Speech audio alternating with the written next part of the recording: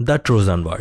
হোমারের Iliad আর ওডিসির কল্যাণে পৃথিবীতে এখন এমন কোনো মানুষ নাই যে হয়তোবা জানে না এই ট্রয় আর হেলেনের কাহিনী। কিভাবে কেবলমাত্র একটা নারীর জন্য সে সময় ওয়ার্ল্ড সিভিলাইজেশনকে লিড দেয়া গ্রিক এম্পায়ার প্রায় 10 বছরের একটা যুদ্ধে জড়িয়ে পড়েছিল, আর কিভাবে জাস্ট একটা শহর কিং আগামেমনের কোয়ালিশনের বিরুদ্ধে লাস্ট স্ট্যান্ড নিয়েছিল।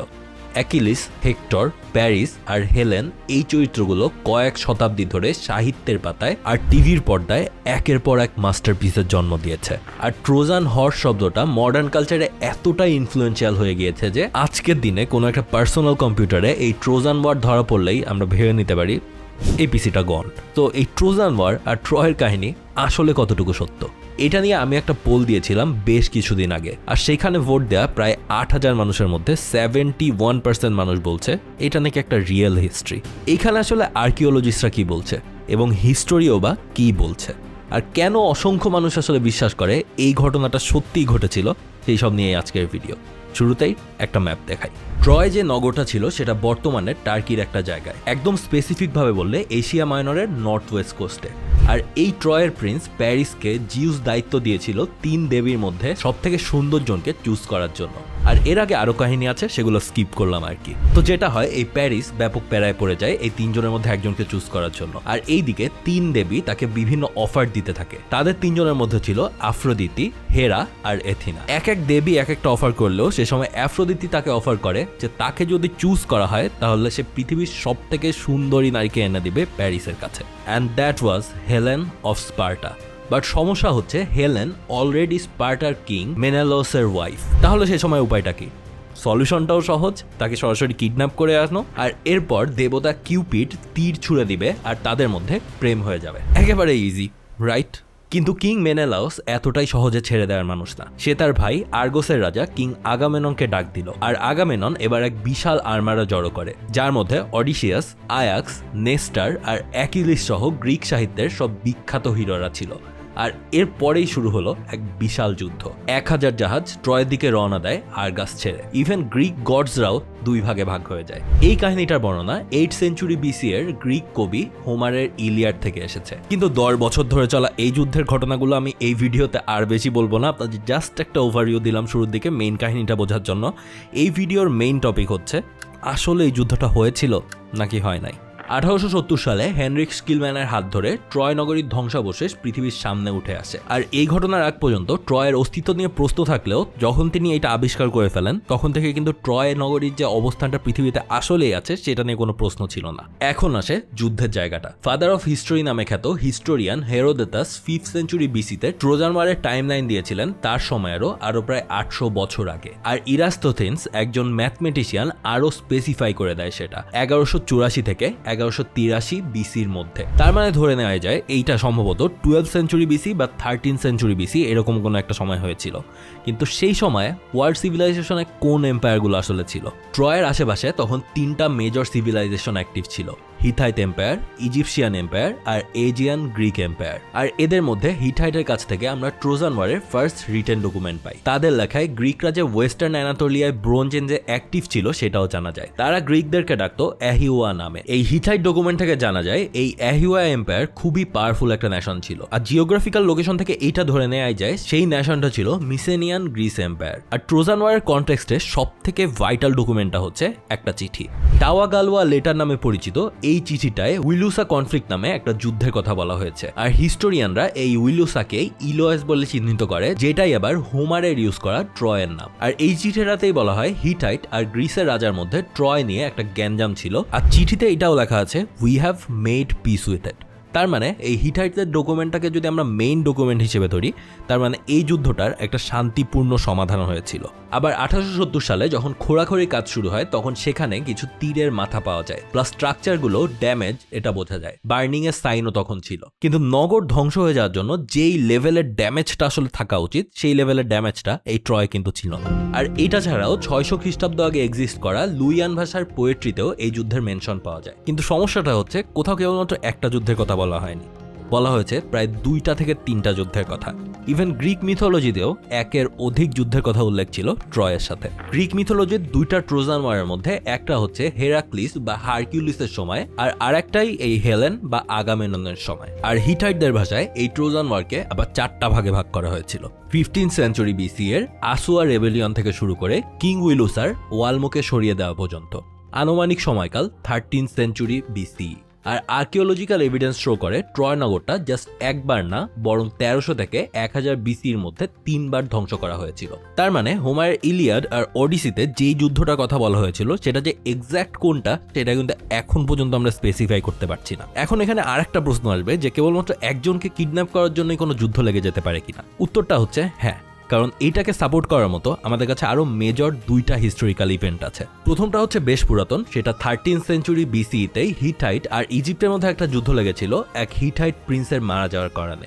আবার অনেকের মতে ফার্স্ট ওয়ার্ল্ড ওয়ার শুরু হয়েছিল কিন্তু আর্চডিউক ফার্ডিনান্ডের অ্যাসাসিনেশনের কারণে। তো এটা খুবই প্রবাবল একটা রিজন, কিন্তু একেবারে মেইন রিজন হওয়ার সম্ভাবনা বেশ কম, কারণ আমরা অলরেডি জানি হিটাইট রিজন আর গ্রিকদের মধ্যে একটা বর্ডার ডিসপিউট প্রায় লেগে থাকতো, আর ট্রয় জাস্ট ওই বর্ডারের পাশেই। সো হয়তোবা এটাও হতে পারে যে হেলেনের কিডন্যাপিং এর মধ্যে দিয়েই এই ট্রয় আক্রমণ করাটাকে গ্রিকদের দিক থেকে জাস্টিফাই করা হয়েছিল। বাট এখানে আসলে আরেকটা কথা আসবে যে এত ক্যারেক্টারগুলো কথা বলছি, এই ক্যারেক্টারগুলোর মধ্যে কোনটা আসলে রিয়েল মানুষ আর কোনটা আসলে পুরোপুরি ফ্যান্টাসি ছিল। প্রথমে আসবে অ্যাকিলিসের কথা, অর্থাৎ উলফগ্যাং পিটারসনের ট্রয় মুভির ব্র্যাড পিট। গ্রিক মিথোলজি অনুযায়ী অ্যাকিলিসের মা ছিল একটা সি নিম যারা মূলত ইমমর্টাল, কিন্তু অ্যাকিলিসের পিতা ছিল আবার একেবারে নর্মাল একজন মানুষ, কিং পেলিয়াস। অ্যাকিলিস জন্মিয়েছিল মর্টাল হয়ে, আর এই কারণে তার মা তাকে নিয়ে স্টিংস নদীতে যায়, পা ধরে ঝুলিয়ে নদীতে চুবায়, আর শরীরের যত জায়গায় ওই নদীর পানি লেগেছিল সেই সব জায়গা অমর হয়ে যায়। কিন্তু যেহেতু পা ধরে ঝুলিয়েছিল এই কারণে তার টাকনুতে কোনো পানি লাগে না, আর ওই জায়গাটাই হয়ে যায় অ্যাকিলিসের উইকনেস। এখন এই কাহিনীটা যে একটা জগা খিচুড়ি আর পুরোপুরি ফ্যান্টাসি সেটা আসলে আপনাদের আলাদা করে বলার দরকার নেই, কিন্তু অ্যাকিলিস বলে আসলেও একজন ওয়ারিয়ার থাকতে পারে সেই সময়। 1873 সালে হেনরিক স্কিলম্যান যখন মাটি খুঁড়ে ট্রয় বের করে এনেছিলেন তখন তিনি ওই ইলিয়াডের কাহিনী মতো অ্যাকিলিসের শেষ কৃত্তিটা খুঁজে বের করতে চান। যদিও তার মৃতদেহের কোনো হাড্ডি বা কোনো চিহ্নই পাওয়া যায় নাই, কিন্তু একটা মেমোরিয়ালের মতো ঠিকই খুঁজে পাওয়া গিয়েছিল। And only that was it. অ্যাকিলিসকে সাপোর্ট করার মতো আমাদের কাছে আর কোনো প্রমাণই নাই, অর্থাৎ অ্যাকিলিস আসলেই থাকতেও পারে কিংবা নাও থাকতে পারে। আর তার কাহিনীগুলো অবশ্যই ফ্যান্টাসি, বাট মানুষটা ছিল কিনা সেটা নিয়ে এখনো পুরোপুরি 100% সিওরিটি নাই। আর সেকেন্ড ক্যারেক্টারটা হচ্ছে হেলেন। এই ক্যারেক্টারটা একেবারেই ভুয়া, এইটার এক্সিস্টেন্সের কোনো প্রমাণই নাই। আর এর সব থেকে বড় কারণ হচ্ছে এই ক্যারেক্টারের জন্ম থেকে শুরু করে লাইফের প্রতিটা স্টেজই মিথোলজিক্যাল গড আর ক্রিয়েচার দিয়ে বানানো। ইনফ্যাক্ট তার জন্মের কাহিনীটাও এতটা ডিসগাস্টিং যে এই ভিডিওতে আমার পক্ষে সেটা বলা পসিবল না। আপনারা জানতে চাইলে আলাদা করে সার্চ করে দেখাইছেন।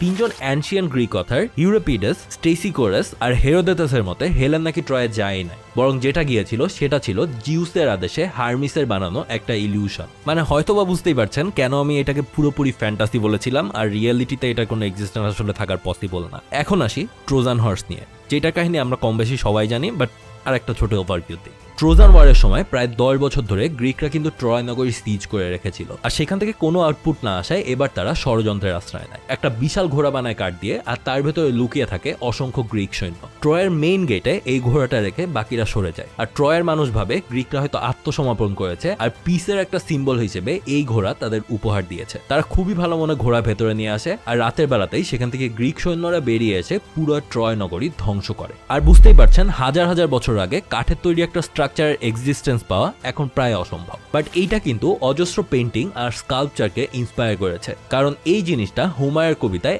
এতটা সুন্দর আর লজিক্যালি এক্সপ্লেন করা ছিল যে পড়লে মনে হবে এটা একেবারেই বাস্তব।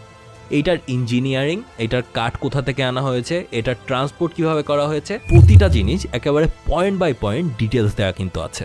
ইভেন হোমারের লেখায় এই ট্রোজান ওয়ার নিয়ে এতটা ভালোভাবে ডিটেলস দেওয়া আছে যে এটাকে ইজিলি একটা হিস্টোরিক্যাল ডকুমেন্ট হিসেবেও ধরা যায়। বাট সবকিছু আসলে না। আর এটা ছাড়াও আরো যেসব ক্যারেক্টারগুলো আছে যেমন হেক্টর, প্যারাক্লেস, আয়াক্স বা প্যারিস, এগুলো খুবই সুপারফিশিয়াল ক্যারেক্টার। এদের কাহিনীও গ্রিক গডস আর মিথিক্যাল ক্রিচার দিয়ে ভরা। এখন তাহলে প্রশ্নই আসে, গ্রিকরা তাদের সময় এত উন্নত একটা জাতি হওয়ার পরেও এই কাহিনীগুলো কেন বিশ্বাস করত? আর গ্রিকদের কথা তো বাদই দিলাম, আমাদের একেবারে রিসেন্ট হিস্ট্রি রোমান এম্পায়ারও তাদেরকে কিন্তু ট্রোজানদের বংশধর বলতো। এটা কেন? তার কারণ ট্রোজান ওয়ার আসলেই হয়েছিল।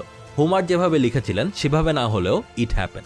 আর এই যুদ্ধটাকে কেন মনে রাখা হয়েছিল সেটা বুঝতে হলে আমাদের সেই সময় হিউম্যান সাইকোলজি ক্যাচ করতে হবে, তাদের স্ট্রাগলগুলোও বুঝতে হবে। কোনো রিজনিং খুঁজে না পাওয়া মানুষদের টিকে থাকার জন্য শেষ অবলম্বন কি হতে পারে সেটা বুঝতে হবে। অ্যাকিলিস আর অডিসিয়াস এরা ছিল গ্রিকদের প্রাইডের অংশ, ঠিক সেভাবেই ট্রোজানরা ছিল গ্রিক ধ্বংস করে মাথা তুলে দাঁড়ানো রোমান এম্পায়ারের আইডল। আর এই কারণেই হয়তো নিজেদের বারবার ট্রোজানদের বংশধরই বলেছেন রোমানরা। হিউম্যান সিভিলাইজেশনের শুরু থেকে কিন্তু পাওয়ার অফ সিম্বলিজম আমাদের ড্রাইভ করেছে। ট্রোজান ওয়ার ছিল ঠিক সেরকমই একটা সিম্বল। আর লিটারারি পয়েন্ট অফ ভিউ থেকে দেখলে হোমার যেটা লিখে গিয়েছে সেটা পৃথিবীর ইতিহাসে একেবারেই দুর্দান্ত, এবং এতটা আর্টিস্টিক্যালি সফিস্টিকেটেড পিস পাওয়া বেশ টাফ। হাজার বছর ধরে এই কারণেই ট্রোজান ওয়ার সাহিত্যিকদের ইন্সপায়ার করে গিয়েছে এবং ফিউচারেও হয়তোবা করেই যাবে।